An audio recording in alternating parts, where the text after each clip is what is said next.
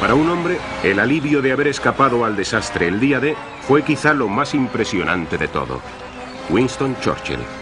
Desde Dunkerque hasta que América entró en la contienda en diciembre de 1941, el primer ministro había dirigido la guerra sabiendo que Gran Bretaña no tenía esperanzas racionales de derrotar a Hitler.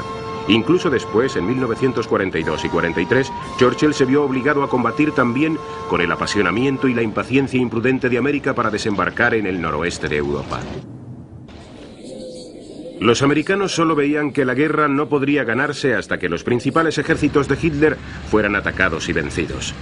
Mostraban poca paciencia, por tanto, ante la cautela de los británicos en las operaciones en el norte de África, Sicilia e Italia, que ellos sabían eran meras fachadas, cuando el 95% de las tropas de combate alemanas estaba comprometido en la campaña de Rusia. Pero Churchill y sus jefes militares comprendían, mientras los americanos no, las inmensas dificultades que entrañaba el dirigir una campaña en el noroeste de Europa y sobre todo el derrotar al ejército alemán. Sabían que la Wehrmacht de Hitler había demostrado ser uno de los mejores ejércitos de todos los tiempos. Enfrentarse a él prematuramente en Francia y fracasar sería una catástrofe para las fuerzas aliadas. Así que instaron a Washington a un aplazamiento.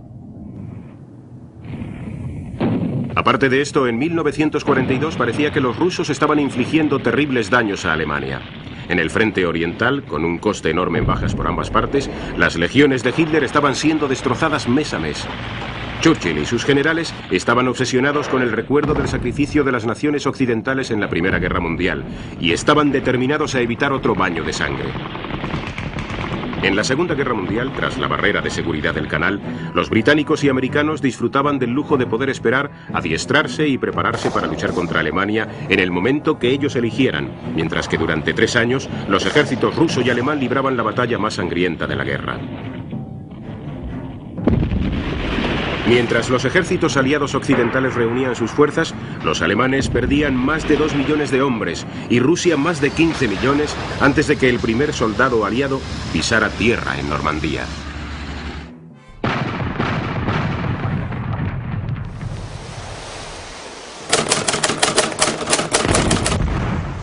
Aún así, dado el increíble poder del ejército alemán, Churchill temía una tragedia en Francia. Observó el inicio de la Operación Overlord, consciente de que aquello representaba su último gran esfuerzo en el camino hacia la victoria, el último acto de la guerra, en el que la fuerza británica predominaba sobre la americana.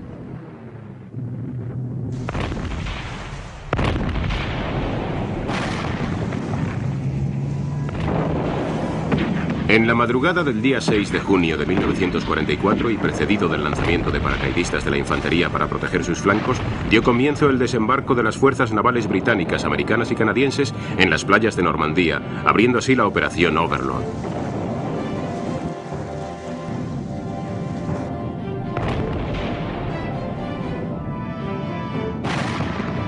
Los alemanes fueron cogidos totalmente por sorpresa gracias a los brillantes planes de los aliados y a la incompetencia del servicio de inteligencia de Hitler. Solo una división Panzer se desplegó dentro de la zona de las playas. Muchos de los defensores eran reservistas, convalecientes, reclutas de la Europa del Este. Pero también tropas aisladas costeras lucharon con determinación sorprendente durante las vitales primeras horas del día D.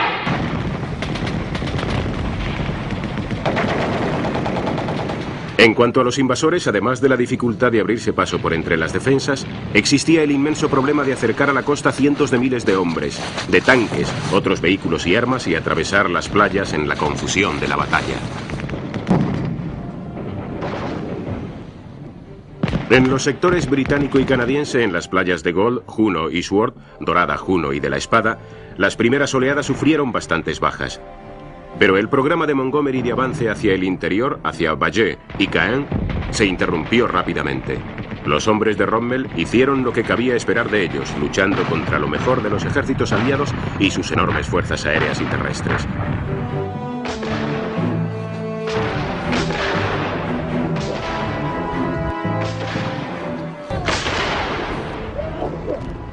La gran aglomeración de tanques y lanchas de desembarco en las playas le costaron a los británicos horas preciosas para el triunfo.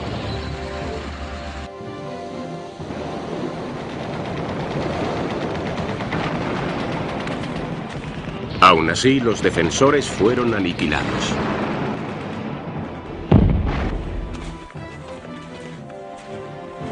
En el sector americano, en la playa Utah, las corrientes arrastraron a la cuarta división varios cientos de metros más al sur de su pretendido lugar de desembarco. Pero por suerte, esta resultó ser la franja más débilmente defendida de toda la costa. Los americanos avanzaron rápidamente hacia el oeste, hacia el interior, para establecer un frágil pero inestimable enlace con sus cabezas de puente aerotransportadas. Hacia el este, en la playa Omaha, la primera y la 29ª división atacaron las defensas alemanas más fuertes del día y se acercaron al fracaso. Durante toda esa amarga mañana, la infantería se vio acosada por el contraataque en las playas y bajo los riscos. Bradley, su comandante, estuvo a punto de suspender el asalto a Omaha, y la mayor parte de los hombres temieron como él que el desembarco hubiera resultado un fracaso. Solo después de horas de estancamiento y unas 4.000 bajas, un grupo de americanos avanzó por la ladera de la colina para atacar a los defensores alemanes. Centímetro a centímetro lograron abrir un camino hacia el interior desde la playa. El plan de los mandos americanos en Omaha fracasó, pero el valor y la iniciativa de unas cuantas decenas de hombres que luchaban en aquel punto impidieron el desastre. A media tarde, las fuerzas americanas habían alcanzado la cima. Al anochecer del día 6 de junio, los mandos aliados saboreaban el enorme alivio de saber que el primer gran riesgo de la campaña se había superado. Sus ejércitos habían logrado establecerse en la costa francesa. Con un coste de solo unos 2.000 hombres, más de 140.000 habían logrado desembarcar y se habían atrincherado desde Ouistreham hasta la península de Cherburgo. En los primeros días que siguieron al 6 de junio comenzó una carrera mortal entre los dos ejércitos rivales en Normandía para ordenar sus fuerzas en el campo de batalla. A pesar de la leyenda del día más largo, los estrategas aliados habían previsto que sería posible para sus tropas ganar terreno a algunas de las peores divisiones de la Wehrmacht el mismo día de. Todos sus temores se centraban en lo que podría seguir cuando invasores y defensores se afanaran por aventajar las fuerzas del contrario semana tras semana.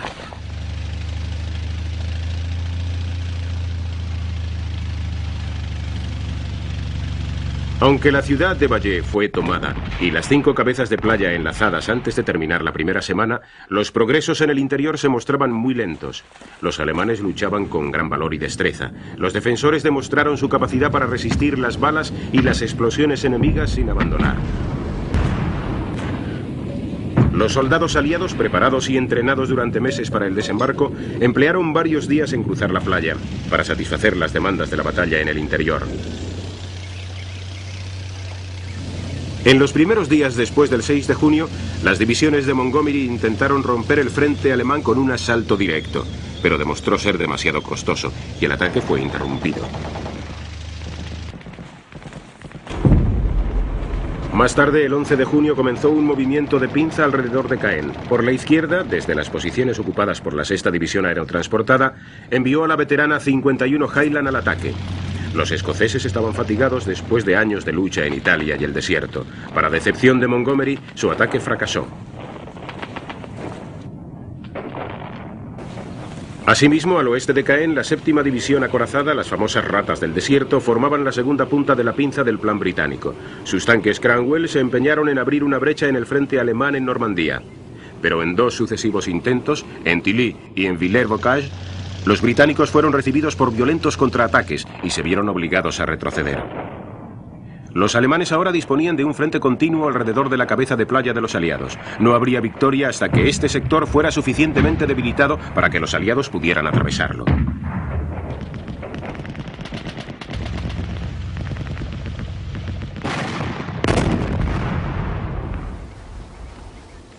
Mientras tanto, los alemanes luchaban por crear unas defensas que contuvieran a los invasores. Su estrategia, estorbada por el control férreo de Hitler, no resultó espectacular. Sus despliegues seguían influidos por el temor de una segunda invasión en el paso de Calais. Su indecisión aseguró que desde un principio la superioridad numérica de los aliados se mantuviera. Las fuerzas aéreas aliadas habían cortado casi todas las vías de ferrocarril. Los cazabombarderos impedían todo movimiento por carretera durante el día, pero durante la noche, a lo largo de toda la campaña, los alemanes lograron siempre trasladar suficientes tanques, armas, hombres y provisiones para seguir luchando.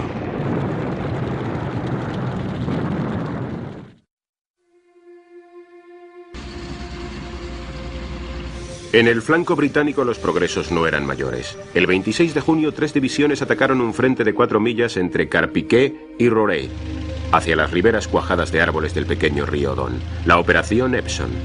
60.000 hombres, 600 tanques y 700 cañones fueron empleados en la batalla.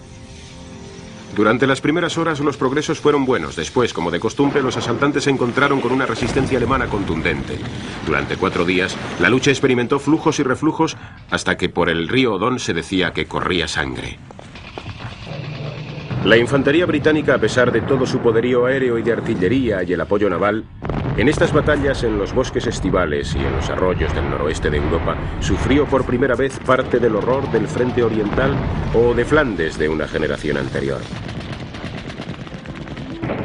La defensa alemana durante las 10 semanas de la batalla de Normandía fue brillante. Von Rundstedt, Rommel y sus generales vieron siempre frustrados sus intentos de una gran contraofensiva por los aviones aliados y por su propia escasez de recursos. La demente negativa de Hitler a ceder terreno les impedía adoptar la razonable actitud de replegarse poco a poco.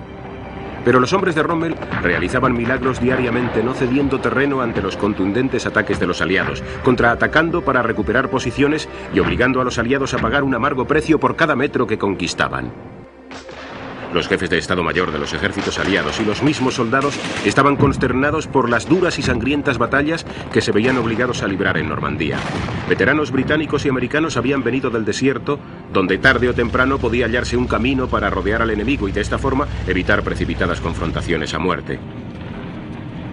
Entre los pueblecitos tan próximos entre sí no había rodeo posible.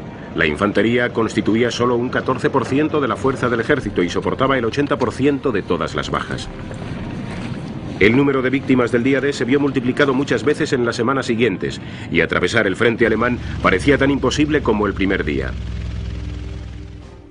El plan de los aliados había pedido siempre un escudo protector británico, como lo llamó Montgomery en el este, que retuviera el grueso de la fuerza acorazada alemana mientras los americanos intentaban la expansión hacia el oeste.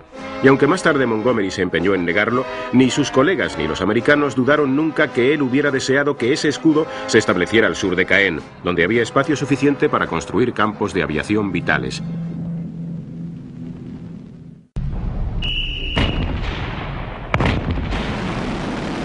Aunque inferiores en número en Normandía y durante el resto de la guerra, los alemanes se beneficiaron enormemente de la mayor calidad de sus equipos.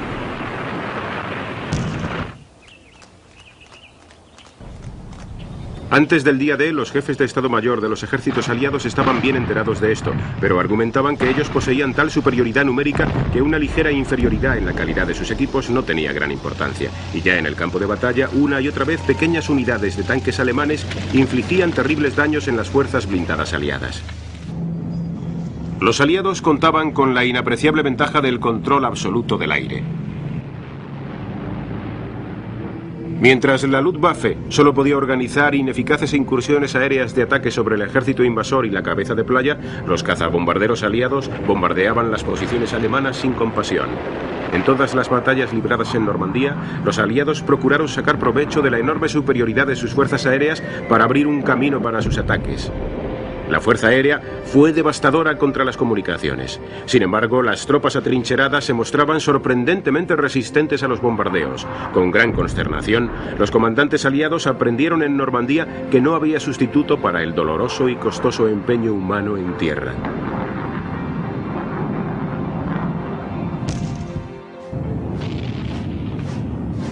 En la segunda mitad del mes de junio tuvo lugar el avance americano a través de la península de Cherburgo y su ascensión hacia el norte, hacia el puerto del mismo nombre, que dominaba la atención mundial. Se enfrentaron a una resistencia mucho menos poderosa que la que sufrieron los británicos. A unas fuerzas blindadas menos poderosas, pero su avance se vio dificultado por marismas, terrenos inundados y por acciones tenaces del enemigo. Muchas unidades de infantería americanas no habían entrado en acción nunca. Se vieron obligadas a aprender su tarea sobre la marcha con un doloroso coste en el campo de batalla. Los informes de los comandantes aliados ponían énfasis persistentemente en la lentitud de algunas unidades y la deficiencia de sus mandos.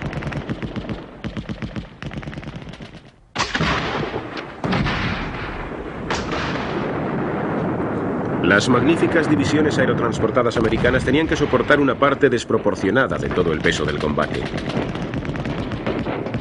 La guarnición alemana de Cherburgo defendía sus posiciones a lo largo de 4 días de dura lucha.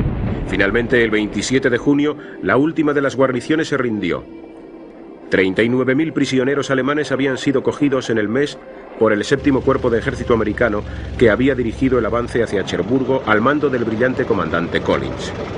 Este momento de triunfo, el justo castigo a la promesa de Hitler de hacer de Cherburgo una fortaleza, mitigó la desilusión de los americanos de que su captura hubiera llevado tanto tiempo.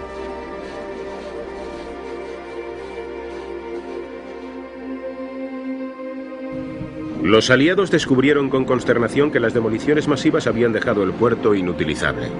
La tormenta del canal del 19 al 21 de junio ya había provocado una seria escasez de municiones y retrasado las concentraciones en la costa. Los pronunciamientos públicos de triunfo encubrían la decepción entre los altos mandos.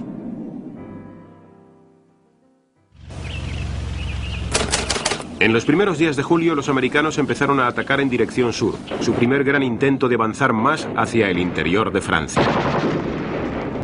Una vez más encontraron una dura resistencia e hicieron escasos progresos.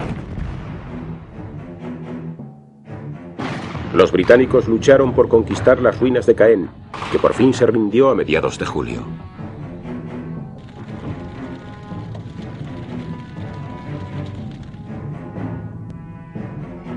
Un nuevo ataque, la Operación Goodwood, fue lanzado al este del río Orne el 18 de julio, que pretendía tomar la cresta de la colina Bourgeville, al sur de Caen.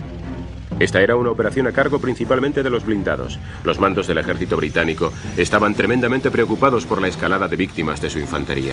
Tanques había en abundancia, pero para julio de 1944 la sangre británica era ya muy preciada, muy escasa.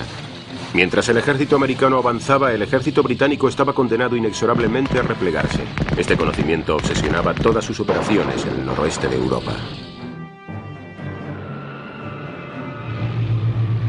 Goodwood fue precedida por un gigantesco bombardeo a las posiciones alemanas. Una vez barrido el terreno, las defensas estaban cubiertas con el polvo y el humo. Pero cuando los blindados avanzaron, de entre los escombros surgieron suficientes alemanes para contraatacar. Sus Panthers, sus Tigers, sus cañones antitanque abrieron terribles brechas en los escuadrones británicos. El 21 de julio, después de perder 5.537 hombres y 400 tanques, Montgomery se vio obligado a abandonar Goodwood sin haber ganado Bourgeville.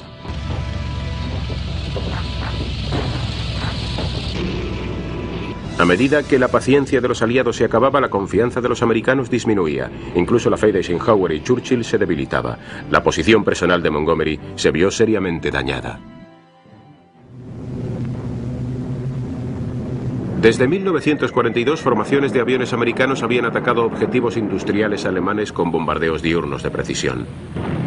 Durante muchos meses sufrieron bajas importantes, ya que incluso las fuertemente armadas fortalezas aéreas y los Liberators se mostraron vulnerables a los ataques de los Flags y los cazas.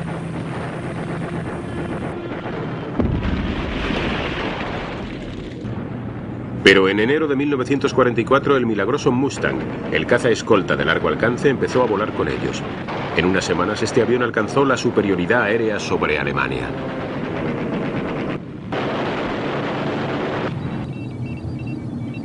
Los americanos se embarcaron en un programa de ataques concentrados en las plantas alemanas de combustible sintético. En el verano de 1944, la Luftwaffe de Goering estaba vencida e incapaz de ofrecer la más mínima resistencia contra los bombardeos diurnos americanos o los nocturnos de la RAF. Los transmisores por radar estaban ahora desplegados por Francia, extendiendo su alcance considerablemente. Solo el Bomber Command lanzó más bombas sobre Alemania en el último cuarto del 44 que en todo el 43. En los últimos 10 meses de la guerra se hizo más daño a las ciudades alemanas que en los 4 años anteriores.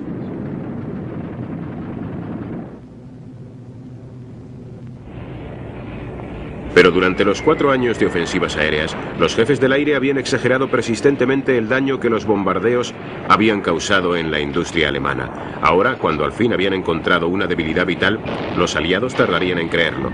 Las fortalezas aéreas fueron dirigidas a castigar otros objetivos: fábricas, arsenales secretos, apoyos terrestres. Los ataques a las plantas petrolíferas continuaron y debilitaron severamente la máquina de guerra del enemigo. Pero con el mal tiempo y la fuerte oposición, la puntería de las bombas americanas era poco más precisa que la de la RAF cuando atacaba las ciudades de noche.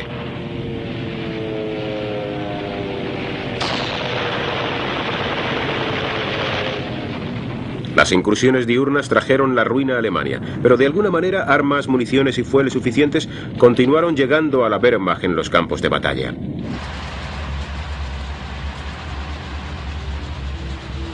Volar 30 veces sobre Alemania con mal tiempo entre flaks y cazas, el riesgo de colisión, fue una de las experiencias más peligrosas y mortales de la Segunda Guerra Mundial.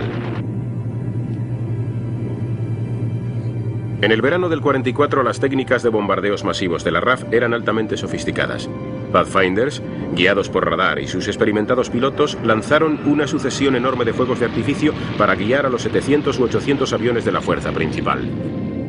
Durante los últimos meses de guerra se hizo común entre los tripulantes la visión de metros y metros cuadrados de edificios en llamas en medio de la noche. Para los alemanes en tierra, las muertes masivas y la destrucción se convirtió en el ritual de cada noche. Ni el propio Hitler se atrevió a dejar su búnker para visitar sus devastadas ciudades y sus gentes. Aún así, para perplejidad de los jefes nazis y de la Fuerza Aérea Aliada, en medio del desastre, los trabajadores de las fábricas alemanas continuaron produciendo. Los bombardeos eran terribles, pero en todas partes, durante la Segunda Guerra Mundial, esta experiencia parecía acercar los espíritus de los ciudadanos de un país a sus soldados. No había alternativa a una batalla de agotamiento en la cual los recursos aliados podían finalmente triunfar. Pero a finales del mes de julio, con casi 2 millones de hombres comprometidos en la campaña, los temores de los aliados de llegar a un punto muerto eran muy fuertes. Cruzando el campo de batalla en los frentes alemanes, los aliados habían comprobado que sus enemigos se aproximaban a la crisis. Mientras los refuerzos aliados continuaban llegando desde las playas, los alemanes no recibían apenas reemplazos de hombres ni tanques. Batalla tras batalla, los bombardeos aéreos devastaban sus posiciones y la fuerza alemana disminuía sin que le llegara ninguna ayuda. Rommel había caído herido por un cazabombardero. Von Rundstedt había sido destituido como comandante en jefe por profetizar el desastre. Von Kluge, su sucesor, llegó a Francia prometiendo la victoria. Después de revisar sus ejércitos, advirtió simplemente de una inminente derrota. El 25 de julio de 1944, el Cuerpo de Ejército Séptimo americano lanzó un gran ataque en el sur contra lo que quedaba de la destrozada división Panzer-Lehr. Durante un día los alemanes resistieron tenazmente. Más tarde se hundieron y finalmente quedaron fuera de combate. Los blindados americanos que encabezaban la Operación Cobra comenzaron a presionar, a avanzar, a atravesar las posiciones alemanas hasta que al fin se encontraron en campo abierto asediando a una retaguardia destrozada. Los asaltantes optimistas comprendieron rápidamente que todo el flanco oriental alemán se derrumbaba, que el camino hacia Bretaña y el sur del Loira estaba abierto.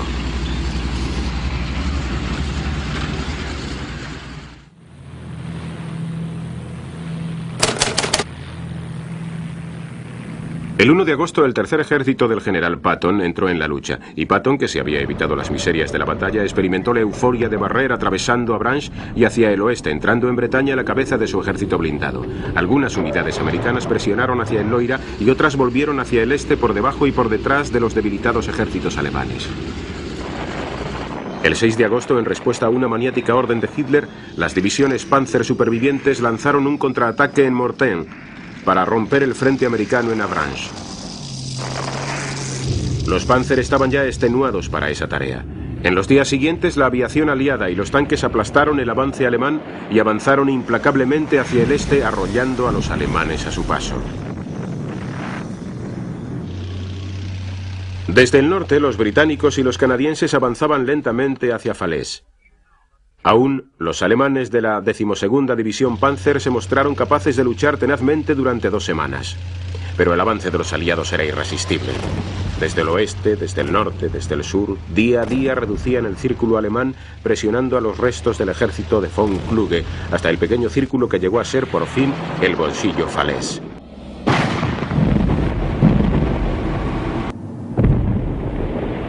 El lento avance hacia el sur de los canadienses y los británicos en la tercera semana de agosto hizo posible que algunos miles de alemanes escaparan hacia el este antes de que la red se cerrara el 21 de agosto. Pero se trataba de grupos aislados, no de unidades, y perdieron casi todo excepto sus vidas.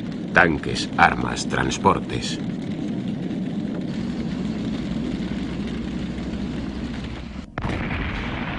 Día a día, las fuerzas aéreas aliadas y la artillería bombardeaban al enemigo en su retirada sin dificultad. La negativa de Hitler a ceder terreno había impedido a sus fuerzas en Normandía toda esperanza de un orden en la retirada. Cuando al fin se cerró el círculo, los vencedores se sintieron aterrorizados ante la carnicería que encontraron. Los alemanes habían sufrido unas 450.000 bajas en Normandía ante las más de 200.000 de los aliados. Solo algunos fragmentos de los ejércitos de Hitler en Francia fueron transportados hacia el este cruzando el Sena por ingenieros de la Wehrmacht. Su comandante von Kluge se suicidó junto con otros generales alemanes. Para el pueblo francés, la liberación creaba sus propios problemas. Durante 4 años de ocupación, muchos franceses y francesas habían llegado a una adaptación activa o pasiva con los alemanes. Ahora miles de ellos se enfrentaban a la venganza de la pequeña minoría de la resistencia activa, muchos de ellos comunistas, que rápidamente ocupaban el control del país.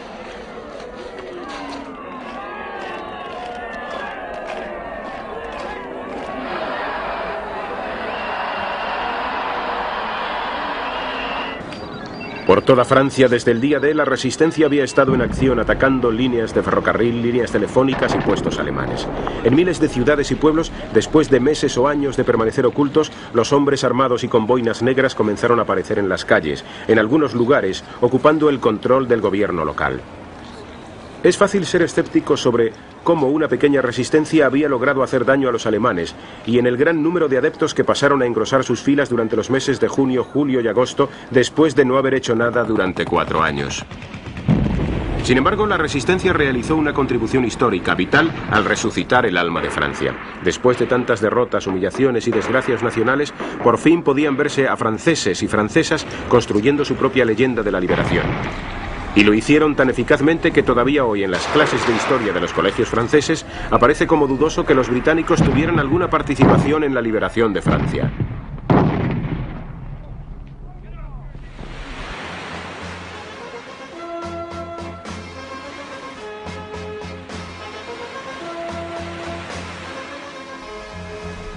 El 15 de agosto, la Operación Dragón lanzó a 3 divisiones americanas y 4 francesas a nuevos desembarcos en el sur de Francia. Los británicos se habían opuesto enérgicamente a la Operación Dragón porque las fuerzas que lo llevaron a cabo fueron sacadas del frente italiano, donde el progreso de los aliados languidecía.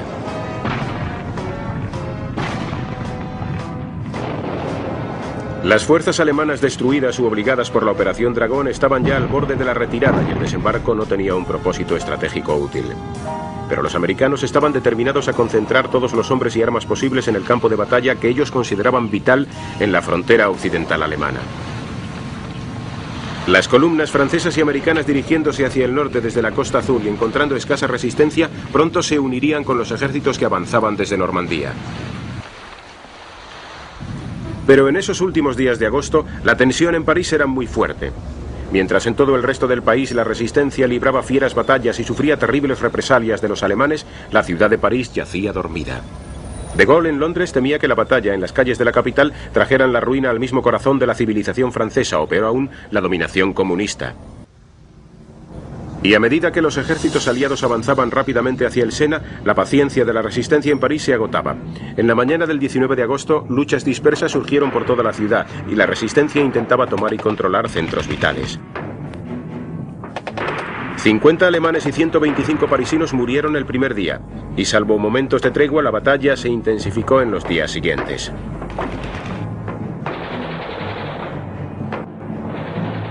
La guarnición alemana estaba desesperada. Su comandante von Choltitz había recibido la orden de Hitler de dejar la ciudad y sus puentes en ruinas antes de la retirada. Con un perverso sentido del humor, los oficiales alemanes en París rehusaron destruir París, pero insistieron en que debían hacer una demostración de resistencia antes de rendirse.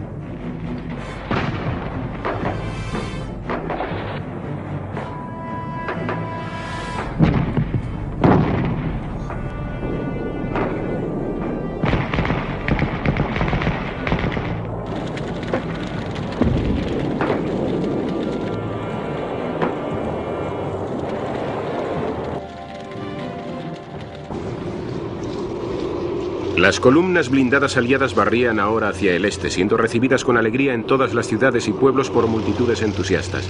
Esas gentes, al contrario que los habitantes de Normandía, no habían visto sus casas y granjas arrasadas como precio por su liberación. Para los soldados, después de semanas de angustia en el campo de batalla, este era un momento de euforia y liberación. Pero ahora, a la vista de las noticias urgentes que llegaban de la capital, las órdenes cambiaron. Una división blindada ocuparía la ciudad, no cualquier división, sino la de Leclerc, la Free French, la 12ª división blindada.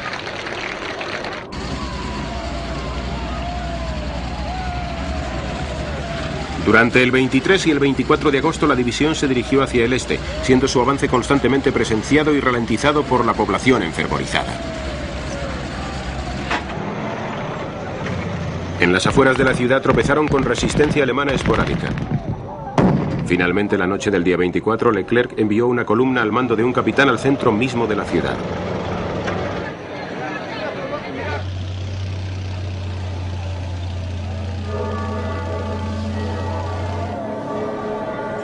Las campanadas repicaban en todo París. A la mañana siguiente, la Free French ocupaba la ciudad controlándola, y Leclerc recibió la rendición de von Cholitz.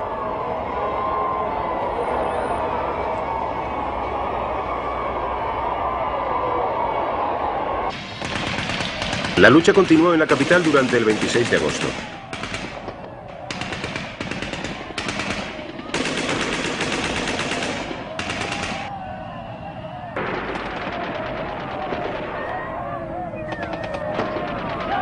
Ese día, en uno de los momentos incomparables del teatro de la guerra, de Gaulle se dirigió a pie con sus oficiales desde el Arco de Triunfo hasta Notre Dame para un gran Te Deum de acción de gracias.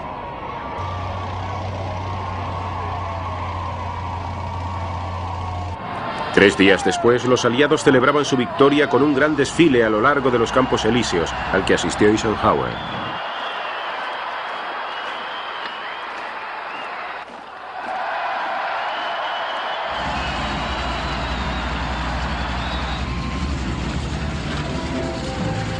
Y mientras los vencedores celebraban su triunfo en París, por toda Francia sus ejércitos continuaban su avance sin encontrar apenas resistencia.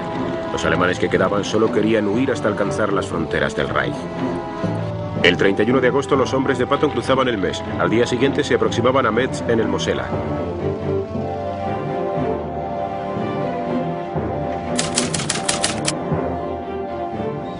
El dominio numérico creciente de los americanos en la campaña exigía ahora un coronel americano.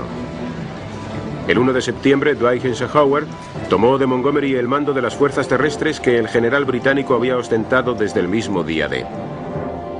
La decisión supuso un amargo disgusto para Monty, que se sentía doblemente consternado porque Eisenhower también rechazó su propuesta de que los ejércitos deberían empeñar todos sus recursos en un avance hacia el norte, hacia Alemania, dirigidos naturalmente por él mismo. El 4 de septiembre, la 11ª División Blindada avanzó a través de Holanda con el objetivo de alcanzar el importante puerto de Amberes. Sus comandantes celebraron encontrarlo intacto. Las columnas se detuvieron fuera de la ciudad. Nadie había recordado que entre Amberes y el mar se encontraba el estuario del río Scheldt. En ese momento los accesos podrían haber sido ocupados sin esfuerzo. Pero mientras los británicos permanecían casi inmóviles saboreando su victoria, los alemanes actuaron. Tomaron y fortificaron los accesos. Hasta que fueron desalojados 2 meses después, Amberes quedó inutilizada como puerto. Los aliados tardaron en comprender la gravedad de su error. Aunque fue considerado como el problema principal de la campaña de otoño, el error garrafal de Scheldt se ve hoy como un factor vital en el fracaso de los aliados de ganar la guerra en 1944 con más claridad que en Arnhem.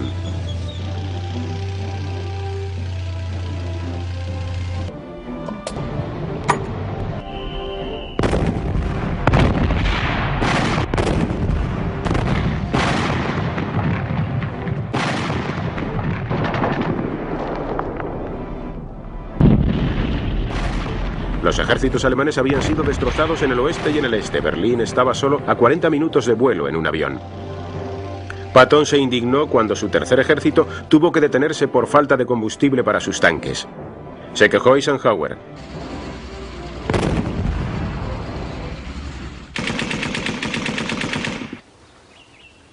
Aun cuando los aliados se convencían de que la Wehrmacht estaba destrozada, en realidad ésta se preparaba para librar una nueva campaña defensiva. Desde junio, la primera división aerotransportada británica y las dos veteranas divisiones de paracaidistas americanas habían estado entrenándose y esperando en Inglaterra mientras una serie de planes se llevaban a cabo por los avances en tierra. Montgomery, irritado ante el rechazo de su estrategia de entrar en Alemania, concibió un nuevo plan para el despliegue del magnífico ejército aerotransportado bajo su único mando. La gran operación se inició el domingo 27 de septiembre. La leyenda dice que mientras las tropas de paracaidistas volaban hacia Holanda, sus comandantes ignoraban la presencia de dos divisiones Panzer en Arnhem. Pero los Panzer se encontraban muy por debajo de su capacidad y la operación Market Garden fue lanzada con la convicción de que los alemanes ofrecerían poca resistencia. 20.000 hombres se lanzaron en paracaídas y se deslizaron a lo largo del corredor hasta Arnhem. Desde el principio los americanos tuvieron una buena actuación. Al mediodía del día 18, la 101 aerotransportada había tomado el puente sobre Eindhoven y la 82 había ganado el puente sobre el Maas en Grave. Hombres de la 82 división se enfrentaron al devastador ataque alemán para cruzar el Maas en Nijmegen. Después, mientras el 30º Cuerpo de Ejército avanzaba hacia el norte por carretera, las tropas paracaidistas americanas mantenían abierto el paso contra salvajes contraataques. Mientras tanto, los británicos en Arnhem tenían serios problemas.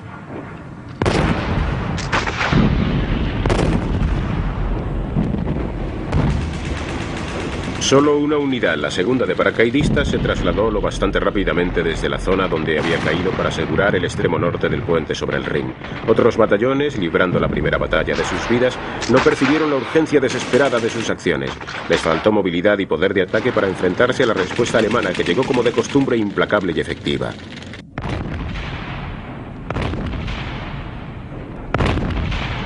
En 8 días de amarga lucha, el mariscal de campo Walter Model destruyó la primera división aerotransportada y recuperó el control del puente sobre el Arnhem. El mal tiempo y las malas comunicaciones le impidió recibir apoyo aéreo efectivo. Fue una lucha solo redimida por el heroísmo sacrificado de las tropas de paracaidistas. Mientras, a lo largo del corredor, el 30º Cuerpo de Ejército se había enfrentado a inmensas dificultades para avanzar por una simple carretera defendida por los alemanes. El programa para Market Garden había sido roto desde el exterior. Es imposible no contrastar las 7.000 víctimas de la 6ª División Aerotransportada con las 130 de los blindados que encabezaban el avance por tierra. Entre las columnas terrestres no había sentido de la urgencia por enfrentarse a la crisis del momento. El 25 de septiembre, con solo elementos avanzados del 30º Cuerpo de Ejército que ocupaban una precaria posición en la ribera sur del Rin, los británicos no tuvieron otra elección que evacuar a 2.400 supervivientes de la primera división aerotransportada desde la zona de Arnhem.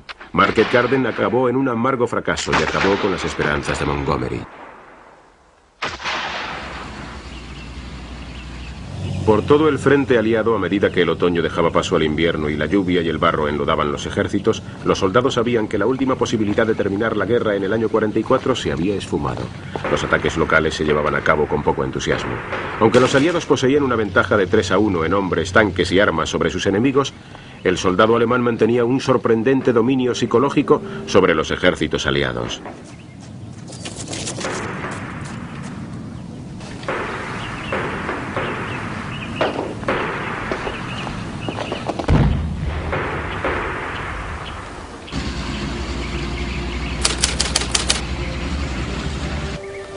En noviembre del 44, los ejércitos aliados avanzaban penosamente desde el noroeste a lo largo de todo el frente europeo para ganar muy poco terreno a las fronteras de Alemania, a cambio de grandes esfuerzos.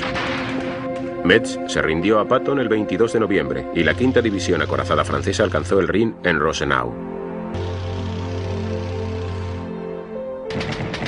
La 4ª División de los Estados Unidos se encontraba detenida en el bosque Jürgen, donde había sufrido fuertes pérdidas. Más al norte, en el sector británico-canadiense, la ribera oeste del Rin estaba siendo lentamente despejada. Los canadienses capturaron la isla Walcheren tras un bombardeo aéreo masivo. El 8 de noviembre se abrió paso hacia Antwerp, cuyo puerto quedó activo el 27.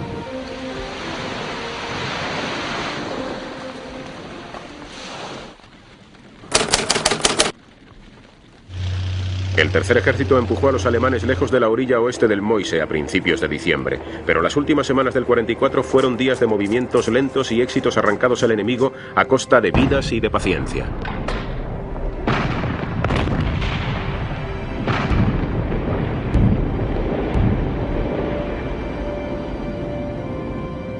Diciembre sorprendió a los hombres de los ejércitos aliados temblando en sus trincheras, rodeados de nieve a todo lo largo de la frontera alemana. El primer ejército americano preparaba un ataque en el Roerdams y el tercero de Patton organizaba también una ofensiva más al sur. Pero para la mayoría de los hombres en las colinas y bosques de pinos en la frontera, los peores enemigos eran el frío, el aburrimiento y la rutina de las patrullas. No hacía tiempo para grandes batallas. Durante algunas semanas, inteligencia había informado de la retirada de divisiones alemanas Panzer del frente. Los comandantes aliados especularon con la posibilidad de que el enemigo pretendiera hacer fracasar el ataque o de que Hitler intentara crear nuevas reservas.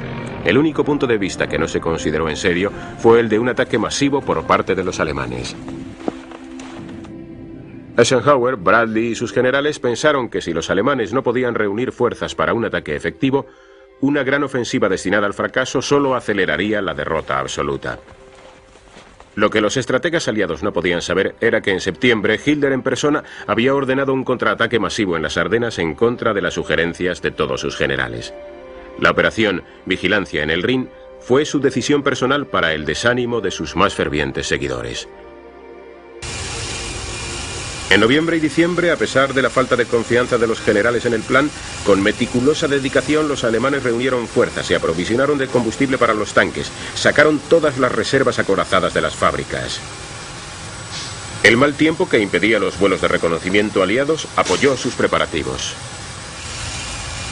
A medida que el campo de batalla iba retrocediendo hacia Alemania, las unidades se comunicaban más por línea terrestre y menos por radio, de forma que sus secretos llegaban en menor grado a los aliados.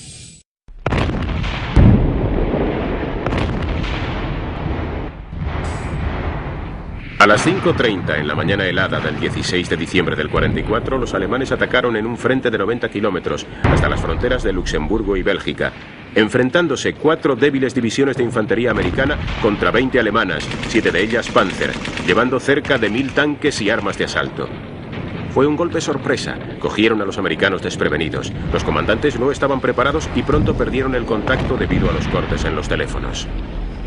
Durante las primeras horas los alemanes avanzaban tomando posiciones. Los aliados fueron muy lentos en percibir la magnitud de las fuerzas que se lanzaban contra ellos. Los comandantes de Bradley fueron reacios a cancelar sus primitivos planes ofensivos para enfrentarse a la amenaza alemana. Pero en los días que se sucedieron iban llegando informes, las unidades aliadas retrocedían, las columnas acorazadas alemanas cruzaban bosques tras la retaguardia aliada. Los alemanes con uniformes americanos saboteaban las líneas de comunicación. Una ola de pánico sacudió al comando aliado.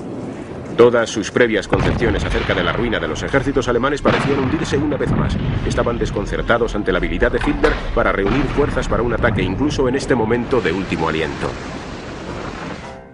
Las divisiones aéreas 82 y 101 acudieron urgentemente para reforzar el frente, sobre todo para mantener el cruce con Bastogne.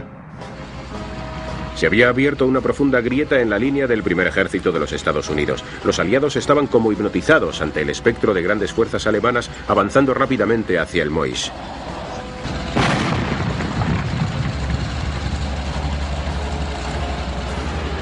Pese a todo, en la punta de lanza nazi, el abatimiento iba tomando cuerpo. Sabían desde el principio que la velocidad era vital, pero la dificultad de mover los tanques entre bosques y barrancos retardó el ataque varias horas.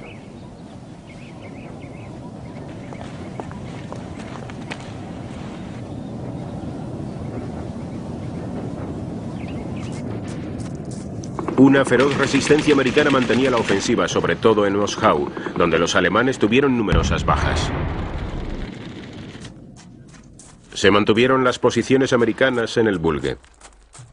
Allí no hubo señal del torrente expansivo ni el frente colapsó, como esperaban los alemanes, para tener alguna esperanza de cubrir los 150 kilómetros hasta Amberg y vencer las líneas aliadas.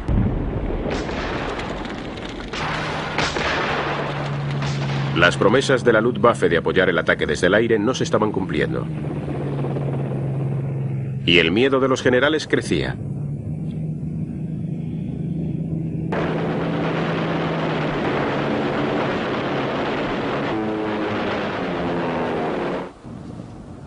El 18 de diciembre el 5º Ejército Panzer se aproximó a Bastogne. Al día siguiente intentaron el ataque de la ciudad, pero en este punto crítico de la batalla fueron rechazados. Durante toda la semana que se sucedió Bastogne fue el centro de la lucha. Von Manteuffel intentó dejarla a un lado, pero sus unidades se encontraron con refuerzos americanos que se introducían en el frente. 2 cuerpos del tercer ejército de Patton se dirigían al norte para liberar Bastogne. Una unidad alemana aislada que avanzaba a 6 kilómetros de Moissac-Dinant fue rápidamente aplastada. La escasez de combustible se hacía patente entre los alemanes. Una mejora del tiempo permitió a los aliados utilizar todos sus medios aéreos, y los refuerzos alemanes se encontraron atrapados a varios kilómetros del frente, imposibilitados para unirse a la batalla. La defensa de Bastogne es casi una épica para el ejército americano, que les redimió de los primeros desastres de los primeros días de batalla. Tanques de la 4ª División acorazada Patton llegaron a la ciudad y levantaron el sitio. Mientras era el propio Patton quien dirigía las operaciones para rechazar a los alemanes, en el sector sur, en el frente americano, Eisenhower concedía a Montgomery autoridad sobre el sector norte. Había 600.000 americanos en la batalla. En el norte, demoliciones de los puentes efectuadas por ingenieros americanos hicieron perder a las vanguardias de los Panzer las últimas esperanzas de capturar un enorme depósito de combustible americano. Muchos tripulantes alemanes se vieron obligados a abandonar sus tanques por falta de combustible y volver a pie. Hitler aún rechazaba la idea de que la guerra estaba perdida, pero a sus generales no les cabía ninguna duda. 500.000 de alemanes habían sido enviados a esta ofensiva, más de 100.000 resultaron heridos. Ambos bandos habían perdido unos 800 tanques. Los de los americanos fueron reemplazados de inmediato. Los de los alemanes nunca. Los americanos habían sufrido 81.000 bajas, de ellas 19.000 muertos. La pérdida más amarga fue la de los prisioneros en Malmedy, muertos a sangre fría por los Panzer de las SS.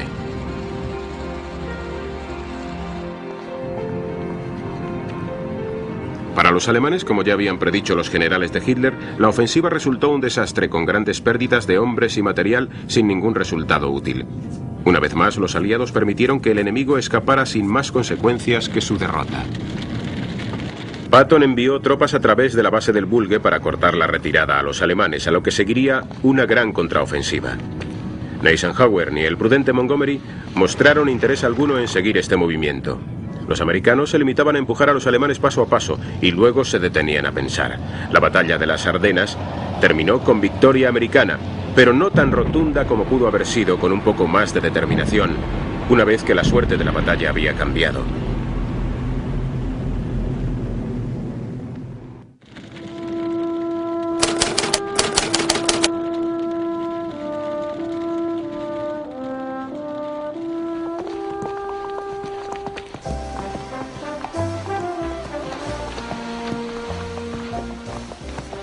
En el frente oriental, el Ejército Rojo provocó igual catástrofe al grupo central del ejército de Hitler. No debe olvidarse que mientras el día D los alemanes desplegaron 59 divisiones contra los invasores angloamericanos, en el este mantenían 165, incluidas 18 Panzer. Fue en el este donde los alemanes sufrieron 10 millones del total de 13,5 millones de bajas. 50 rusos murieron por cada americano, 40 por cada inglés. La historia ahora reconoce que en la Segunda Guerra Mundial fueron los rusos los que soportaron lo más duro de la tarea de acabar con la Wehrmacht. En Stalingrado, en Leningrado, en Kursk y Kharkov y Cherkasy, el Ejército Rojo fijó sus bases. Desde allí lanzaba las devastadoras contraofensivas que obligaban a los alemanes a retroceder mes a mes, año tras año. En Zhukov y Koniev, Stalin había encontrado comandantes de calidad excepcional.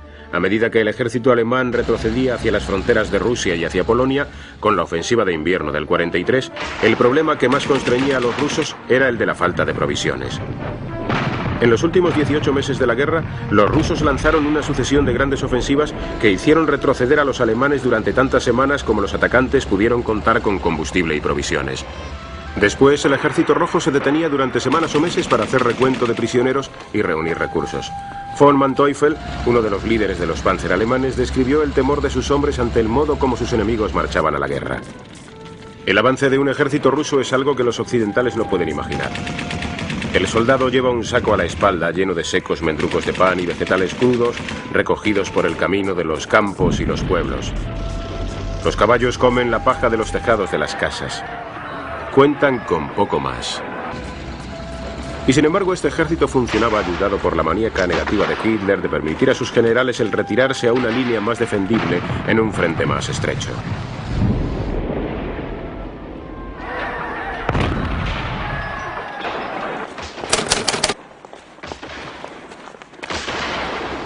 El 23 de junio del 44, apoyada por su usual bombardeo masivo de la artillería, la ofensiva de verano de los rusos fue lanzada. Minsk cayó el 3 de julio, Vilna el 9. A mediados de julio, las divisiones de Stalin habían invadido la mitad del noroeste de Polonia y se acercaban a las fronteras del este de Prusia. El día 14 volvieron a atacar, esta vez por el sur. El 26, las columnas del mariscal Rokossovski alcanzaron el Vístula. La explosión de la bomba en el cuartel de Hitler el 20 de julio, colocada por uno de sus propios oficiales, el conde von Stauffenberg, revelaba la desesperación en el corazón mismo de su ciudadela. Sin embargo, el Führer sobrevivió milagrosamente para expresar su condolencia a los heridos en el hospital y para aplicar una terrible venganza a los conspiradores. Implacablemente purgó el cuerpo de oficiales de todo disidente o sospechoso que la Gestapo pudo descubrir. Era tal la caprichosa lealtad del pueblo alemán que la mayoría condenó el atentado de Stauffenberg. Creían que el honor y el temor de la inminente venganza del Ejército Rojo les obligaba a luchar hasta el final en defensa de su patria. Los alemanes organizaron con éxito una nueva línea de defensa. Fue atacada y el ataque fracasó. Los rusos hicieron una pausa.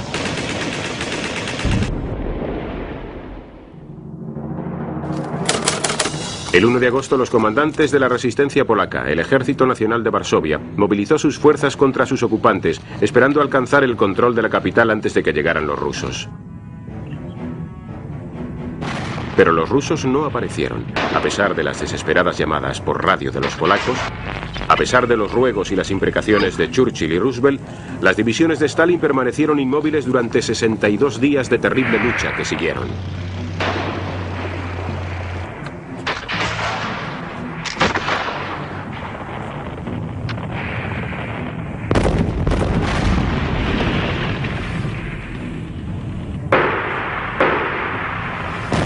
Los alemanes sufrieron 26.000 bajas. Utilizaron su artillería, sus tanques y su aviación implacablemente contra los mal equipados polacos. 150.000 ciudadanos polacos murieron y 15.000 soldados del Ejército Nacional.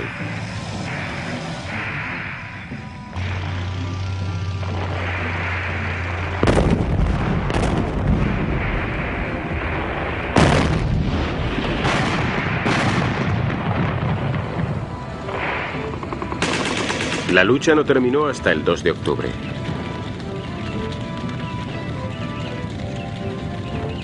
La mayoría de los supervivientes murieron hacinados en campos de concentración y lo que quedaba de la ciudad fue sistemáticamente derribado. El 23 de agosto, Rumanía anunció el abandono por su parte de la causa del Eje y unos días después los rusos ocupaban los grandes campos de petróleo de Ploesti. Bulgaria pidió la paz. Los tanques rusos estaban en el Danubio, en las fronteras con Yugoslavia.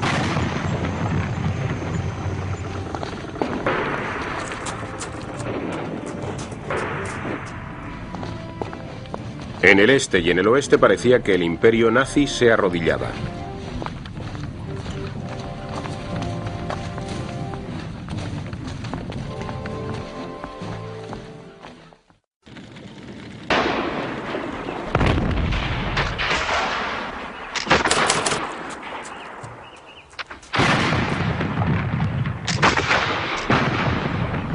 En los primeros días de 1945, mientras los aliados del oeste aún se reagrupaban tras la confusión de la batalla del Bulge, en el este los rusos empezaron a movilizarse. Tenían planeado atacar el 20 de enero, pero los británicos y los americanos pidieron a Stalin que se adelantara. El 13 de enero, 70 divisiones al mando del Marshal Koniev, apoyadas por 2 unidades aéreas, fueron enviadas desde el puente Barano. Después de 2 días de confusión en la lucha, en la que el mal tiempo creó tantas dificultades a los rusos como había creado a los americanos en el Bulge, los hombres de Koniev rompieron las defensas alemanas.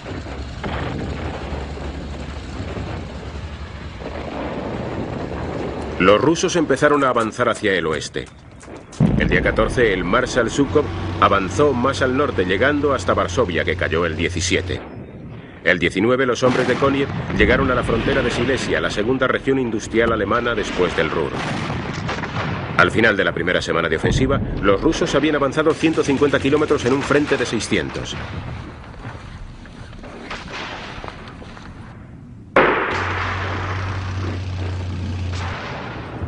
Hitler, como de costumbre, transformó una derrota en desastre. Rechazó la evacuación por mar de 26 divisiones aisladas en los estados bálticos.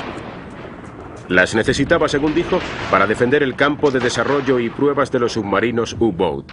En contra de la opinión de sus generales, envió 2 divisiones Panzer en un intento inútil de liberar Budapest.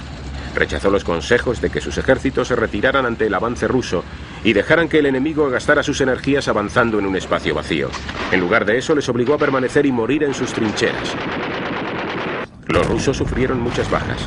Los alemanes defendieron sus posiciones con la tenacidad que les caracteriza. Pero estaban en desventaja numérica, 3-1 en hombres, 5-1 en tanques y 9-1 en aviones. Los rusos inevitablemente los derrotaron. El 26 de enero, los hombres del Marshal Rokossovski alcanzaron el Golfo de Danzig, cerca de Elbing. Koniev cruzó el Oder en un frente de 90 kilómetros. Había avanzado 270 kilómetros en menos de 2 semanas. Después se detuvo en Neisse.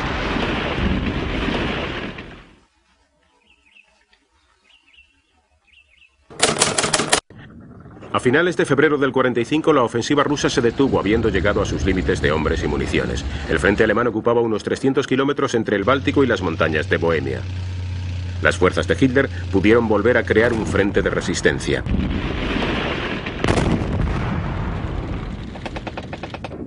Hitler había tomado la decisión de emplear cada hombre, tanque y arma que pudiera conseguir contra el Ejército Rojo.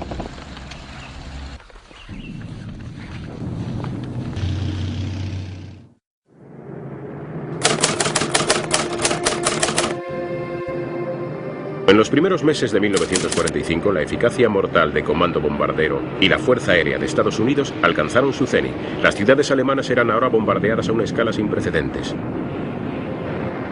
La Luftwaffe era casi impotente. Solo un puñado de cazas que Alemania puso en activo en los últimos meses de la guerra. Eran demasiado pocos y era demasiado tarde para influir en el resultado de la guerra. Los aliados habían alcanzado una superioridad decisiva de día y de noche.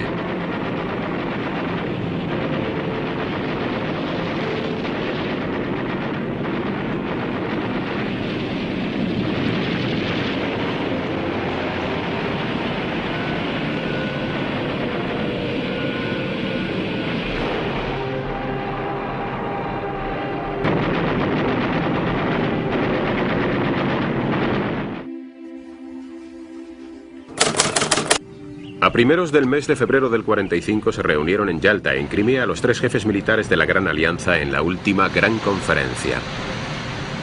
En su transcurso se fijó la estrategia a seguir en los meses posteriores a la guerra, así como el precio a pagar por la participación soviética en la lucha contra el Japón una vez que Alemania fuera derrotada. Las fronteras de las zonas de ocupación de Europa ya negociadas antes entre los aliados fueron ratificadas. Rusia se quedaría con la parte alemana al este del río Elba, más la parte oriental de Berlín. En efecto, la ingenuidad americana en cuanto a las intenciones de Stalin fue grande. Sin embargo, es una realidad histórica que Rusia había pagado un precio desorbitado por la derrota de Hitler. Ahora Stalin estaba decidido a cobrar su recompensa, ejerciendo la hegemonía sobre la Europa oriental, desde la cual sus ejércitos habían desplazado a Alemania.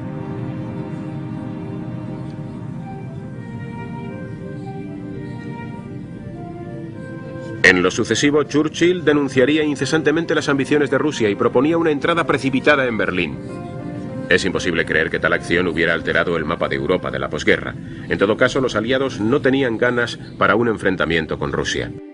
La única pregunta que quedaba para los aliados después de Yalta era si la gloria momentánea de avanzar hacia Berlín justificaba el precio en sangre que se verían obligados a pagar. En febrero del 45, para indignación de los mandos del ejército americano, Eisenhower decretó que el grupo de avance hacia Alemania del 21 Ejército Anglo-Canadiense debía recibir prioridad estratégica y el apoyo del 9º Ejército Americano. Por tanto, Montgomery tenía de nuevo primacía, a pesar de que solo contaba con 19 divisiones frente a las 47 de los americanos.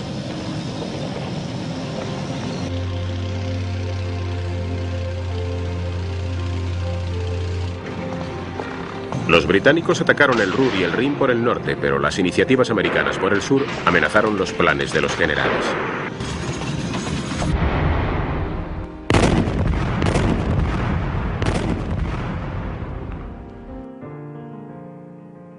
El 7 de febrero, los tanques de Patton atravesaron las débiles defensas alemanas en Eifel, a pesar de las dificultades del terreno escarpado. Las divisiones Panzer habían sido enviadas hacia el este. Los americanos atravesaron el famoso muro oeste y por primera vez la determinación alemana parecía tambalearse. Cada vez más defensas se apresuraban a abandonar sus trincheras y a rendirse. El tercer ejército de Patton alcanzó el Rin cerca de Koblenz después de un recorrido de 90 kilómetros en 3 días. El primer ejército luchó contra una fuerte resistencia para entrar en la bombardeada colonia.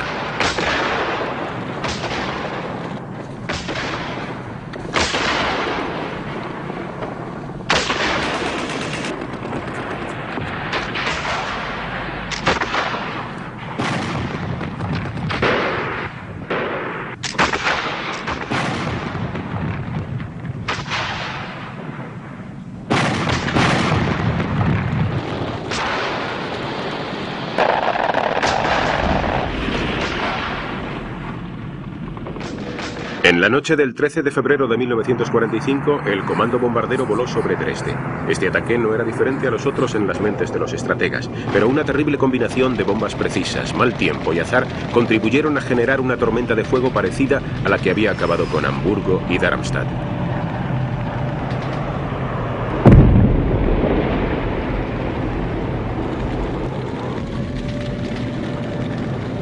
Dresde fue reducido a cenizas. Murieron más de 30.000 personas.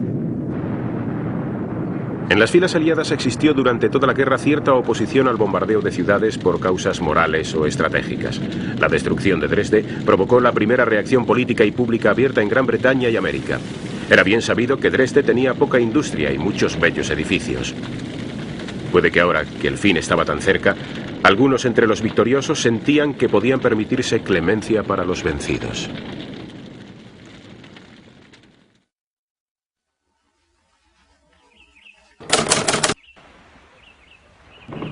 El 7 de marzo la vanguardia del primer ejército llegó hasta el río Meggen, cerca de la ciudad de Bonn. Milagrosamente se encontraron el puente sobre el Rin intacto. En un rápido ataque, tomaron la orilla este. Los hombres empezaron a cruzar el puente a pesar de los desesperados esfuerzos de los alemanes para hacer fracasar este avance hacia el corazón de Alemania.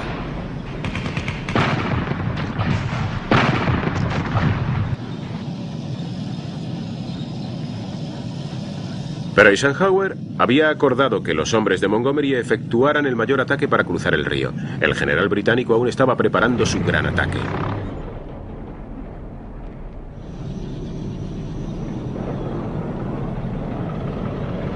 En las 3 semanas siguientes, mientras los americanos terminaban de despejar la orilla oeste y esperaban a los británicos, la impaciencia y rencor se iban intensificando. El plan de Montgomery era llegar a Alemania desde el norte. En caso de que aún existiera una fuerte resistencia alemana, eso sería lo prudente, pero no era así. Los alemanes estaban definitivamente vencidos. Solo les quedaba el poder de retrasar la derrota, de luchar batallas locales, pero no tenían ninguna esperanza de poder hacer frente a 2 millones de soldados aliados.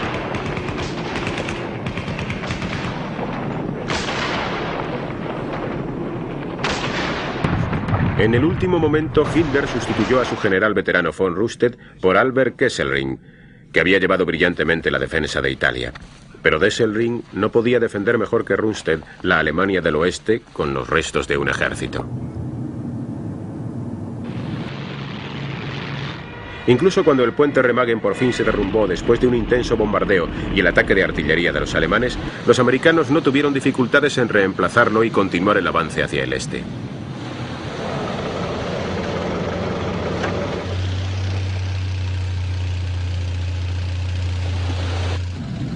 En la noche del 22 de marzo, los hombres de Patton cruzaron el Rin en Oppenheim, entre Mainz y Mannheim, y encontraron muy poca resistencia.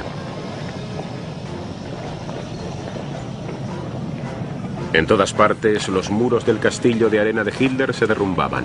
Ya no podía arreglar las grietas.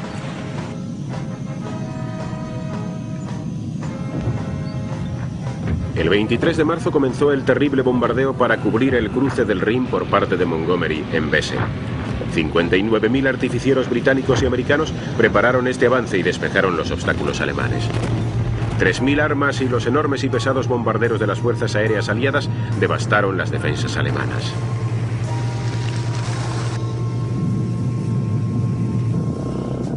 Tanques e infantería cruzaron a través del río para alcanzar la cabeza de puente ya recuperada por 2 divisiones aéreas.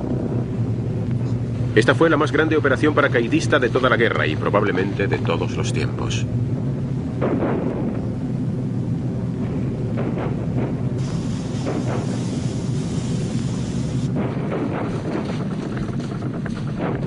El 28 de marzo la batalla había empezado como una procesión ceremonial. Los señores de la guerra enviaron sus fuerzas para realizar el último gran acto de la lucha contra Alemania. Montgomery aún se negaba a ordenar un avance general mientras no hubiera reunido una fuerza de 20 divisiones y 1.500 tanques en la orilla este.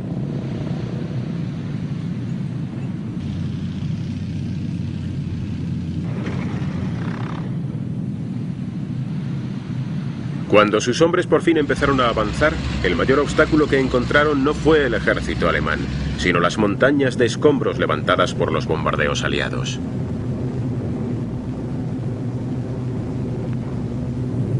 Durante los últimos meses de la guerra, mientras los ejércitos terrestres se cerraban sobre Alemania por el este y el oeste, el poder de las fuerzas británicas y americanas descendió sobre ella desde el aire.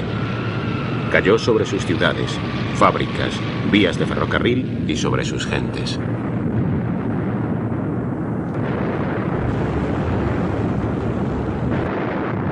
Al final de la guerra, unos 600.000 ciudadanos alemanes habían muerto a causa de los bombardeos aliados. En esos últimos meses se arruinó la economía alemana tal y como los jefes del aire habían pretendido durante 4 años.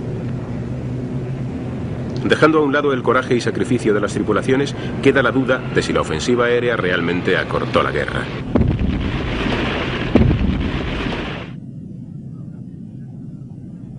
Ahora que el final estaba tan cerca, muchos soldados aliados evitaban arriesgar la vida. Cuando encontraban pequeños grupos de resistencia alemanes formados por adolescentes fanáticos o supervivientes de las SS, recurrían a la artillería o al apoyo aéreo para acabar con ellos.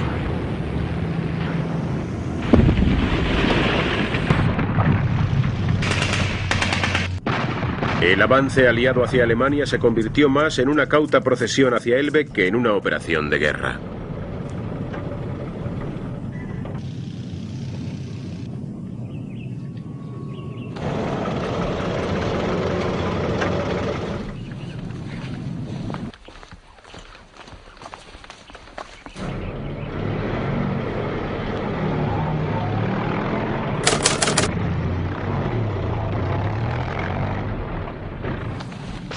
A mediados de abril de 1945, el primer y el 9º ejército de los Estados Unidos habían rodeado el Ruhr, donde pocos días después cayeron en sus manos 325.000 prisioneros, incluidos 30 generales.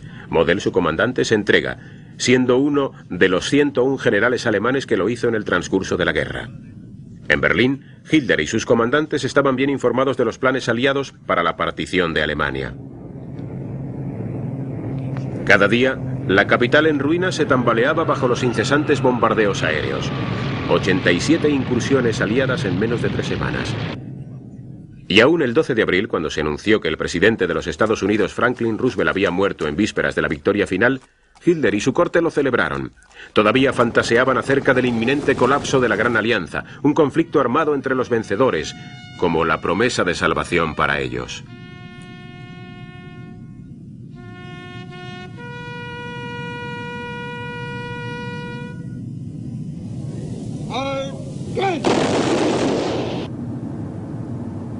Cuando los primeros soldados americanos cruzaron el Elba, los alemanes resistieron ferozmente.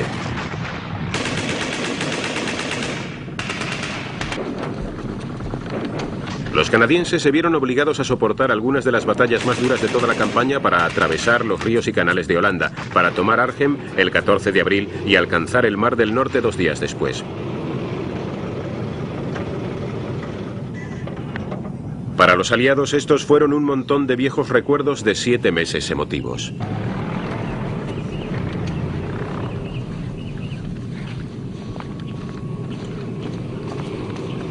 Eisenhower estaba preocupado profundamente por una de las grandes ficciones de la guerra, la amenaza de una última resistencia alemana en un reducto nacional en Bavaria. El comandante supremo tampoco veía sentido a perder cientos de vidas de americanos e ingleses por una demostración, la de alcanzar Berlín. Mientras sus ejércitos permanecían en el Elba, pidió a Bradley un número estimado de víctimas en un supuesto avance hacia Berlín. El comandante del Grupo Armado 12 consideró unos 100.000 y predijo que los alemanes lucharían hasta el final por su capital. Para Eisenhower, Berlín, al igual que París 8 meses antes, no era más que una referencia en el mapa. El 15 de abril, para sorpresa de sus ejércitos, decretó que se quedarían en el Elba. Algunas fuerzas se dirigirían hacia el sur, hacia el supuesto reducto nacional. Se dejaría a los rusos que pagaran el enorme precio en sangre por la capital de Hitler y por la Alemania Oriental, que además era el botín que se les había prometido.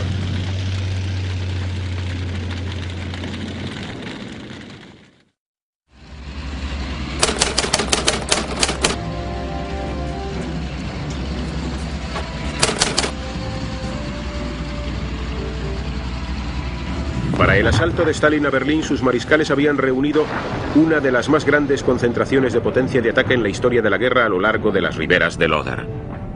Su artillería machacó las defensas alemanas durante horas antes de que la infantería atacara el 16 de abril. Fue la última resistencia de la Alemania nazi. Los defensores vieron ante ellos el espectáculo del absoluto hundimiento de su nación, el saqueo de su capital, la violación de sus mujeres, que ahora sumaban 2 de los 2,5 millones de supervivientes de la población civil.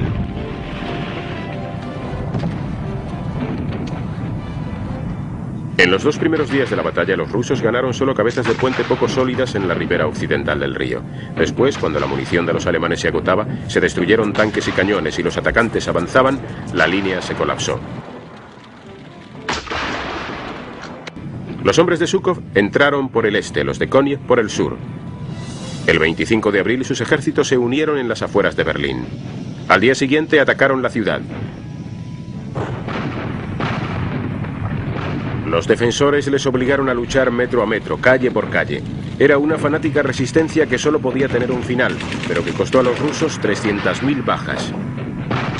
Si es discutible que los alemanes habrían luchado menos ferozmente contra ocupantes británicos y americanos, no hay duda de que los cálculos de Bradley sobre el coste de víctimas de los aliados occidentales por la toma de Berlín eran fundados. E incluso mientras la artillería acababa con los últimos edificios de la capital, bajo su corazón, en su búnker, Hitler escenificaba la última grotesca representación de su reinado. Se siguieron dando órdenes para la ejecución de los conspiradores contra él y se siguieron cumpliendo. Se solicitaban locas demandas para el sacrificio de sus soldados y se cumplían. Hitler se casó con su amante Eva Braun, la más triste de las compañeras del gran tirano. Se despidió de sus hombres, nombró al almirante Karl Dönitz como su sucesor como Führer y en la madrugada del 30 de abril se quitó la vida junto a su mujer. La infantería rusa estaba a pocas manzanas de allí.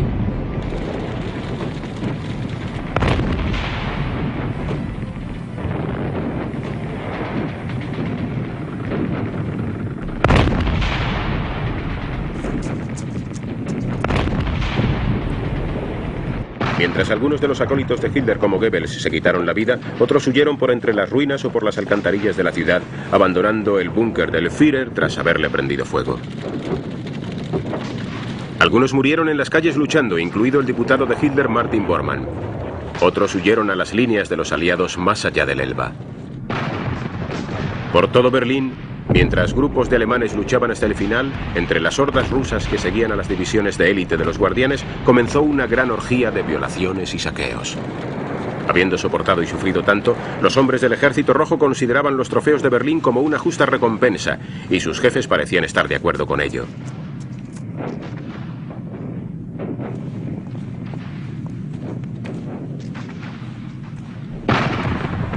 A las 3 de la tarde del 2 de mayo, un gran silencio se adueñó de la ciudad. La última de las guarniciones alemanas se había rendido.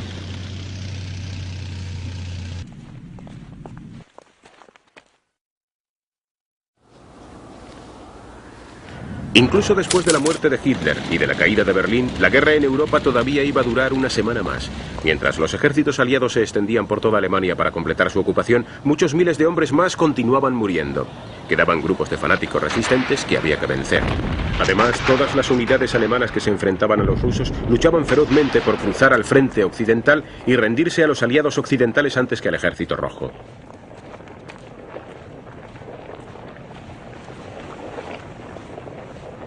Se hicieron cientos de miles de prisioneros a los que había que identificar.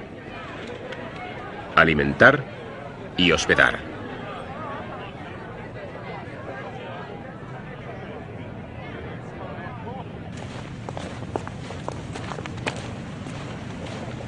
A medida que los prisioneros alemanes pasaban a la cautividad, miles de aliados eran liberados. Malnutridos y desvalidos desde hacía tanto, estos hombres ahora debían ser identificados y enviados a Gran Bretaña y América. A lo largo de toda la guerra, entre las unidades en lucha de los aliados occidentales, no había existido el odio apasionado hacia los alemanes que existió entre los rusos, porque la mayoría de los occidentales no habían sufrido tan terribles agravios. Pero en esos últimos días de su avance por Alemania, los aliados se quedaron horrorizados por lo que vieron y supieron. Durante años se habían recibido informes en Occidente de la existencia de los campos de concentración. Entre tanto sensacionalismo, estas noticias no significaban mucho, pero ahora los vencedores se enfrentaban con Buchenwald, Belsen, Dachau, Ravensbrück y tantos otros. Por primera vez vieron lo que Alemania había hecho a los judíos de Europa. La compasión por la condición de los vencidos comenzó a menguar en el corazón de muchos hombres.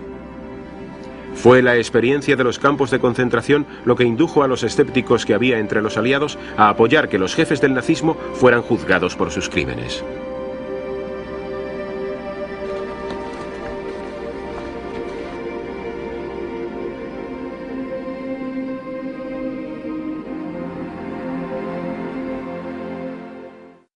Fue objeto de gran alivio en las capitales occidentales que el 2 de mayo el 21º Grupo de Ejército había desalojado toda Holanda y el norte de Alemania, así como la costa del Báltico. De este modo aislaron Dinamarca de toda posibilidad de una ocupación soviética. Paracaidistas británicos se lanzaron sobre Copenhague para sofocar la lucha entre guarniciones alemanas y partisanos daneses. El 4 de mayo, 1 millón de soldados alemanes en los Países Bajos, Dinamarca y el noroeste de Alemania se rindieron a Montgomery en el cuartel general de su 21º Grupo de Ejército en Lüneburg-Head. Representantes alemanes alcanzaron el cuartel general del general Eisenhower en Reims el 5 de mayo y procuraron prolongar las negociaciones para su rendición para facilitar la huida de todos los alemanes posibles a Occidente antes de que se cerraran las fronteras entre la zona soviética y angloamericana. Los aliados rechazaron esa maniobra. A las 2:41 de la madrugada del 7 de mayo, la delegación alemana firmó formalmente su rendición incondicional. Al día siguiente, el 8 de mayo, el primer ministro Churchill y el presidente Truman declararon oficialmente el final de la guerra en Europa.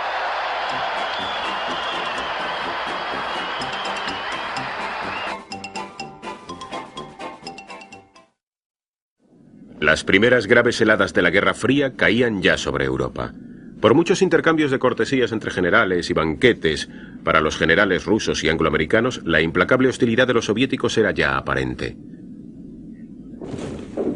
El 9 de mayo, grupos de americanos habían estado en los alrededores de Praga cuando los rusos entraban en la ciudad por el otro extremo e insistían en que los americanos debían retirarse. Ahora se hacía patente que Praga y toda Checoslovaquia estaba perdida para Occidente.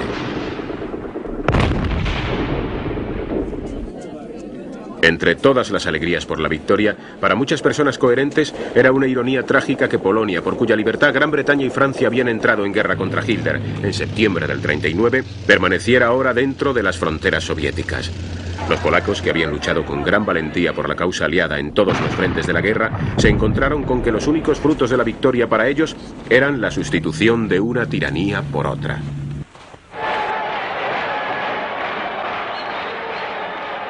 El gobierno de Alemania fue asumido por oficiales de las fuerzas aliadas bajo la dirección global de Eisenhower, que estableció su cuartel general en el gran complejo industrial IG Farben en Frankfurt. La hostilidad del comandante supremo hacia los alemanes se mantenía implacable. Les culpó del inicio de la guerra y de prolongarla innecesariamente.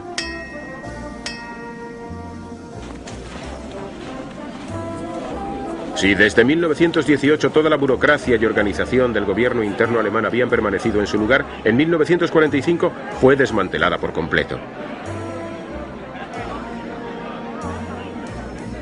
Alemania comenzaba unos años de verse regida por sus conquistadores, de ser una sociedad de empobrecidos y resentidos, del mercado negro y los fugitivos, de los que sentían una profunda culpabilidad por el horror que su sociedad había provocado en Europa y aquellos que sencillamente lamentaban haber perdido. El 1 de julio del 45, los ejércitos aliados empezaron a retirarse detrás de las fronteras de las zonas de ocupación acordadas antes de la conferencia de Yalta. Para los británicos y los americanos, esto suponía movimientos a gran escala de hombres a través de grandes distancias. El 15 de julio, Churchill voló a Potsdam para ocupar el asiento británico en la última conferencia de los aliados de la guerra, ya que la lucha contra Japón continuaba. El 26 de julio, el hombre que había llevado a Gran Bretaña a la victoria después de más de 5 años como primer ministro supo que su nación había decidido prescindir de él. Fue uno de los momentos más amargos en la vida de Churchill. Pero el pueblo británico sabía muy bien algo en lo que la historia está de acuerdo.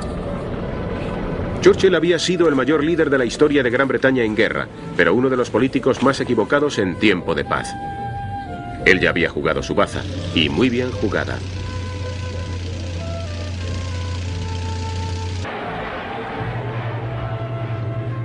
Clement Attlee, líder del Partido Laborista y ahora primer ministro, volvió a Potsdam como representante de su país. Con Stalin y Truman se comprometió a preparar un tratado común con Alemania que en realidad nunca fue alcanzado. Las fronteras de ocupación del este y el oeste de Alemania serían las fronteras de dos naciones divididas de la posguerra. Muchos europeos aprendieron a agradecer secretamente esta partición por creer que el problema de una Alemania todopoderosa que había puesto en peligro la estabilidad de Europa desde el siglo XIX había sido por fin resuelto. Pero nunca sería prudente confesarlo públicamente.